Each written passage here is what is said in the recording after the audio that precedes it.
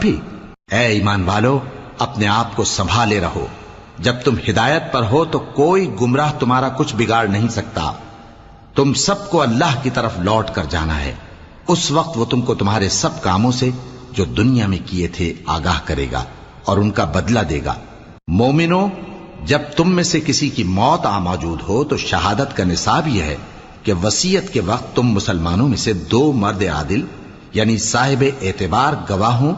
یا اگر مسلمان نہ ملیں اور تم سفر کر رہے ہو اور اس وقت تم پر موت کی مصیبت واقع ہو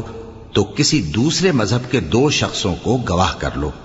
اگر تم کو ان گواہوں کی نسبت کچھ شک ہو تو ان کو عصر کی نماز کے بعد کھڑا کرو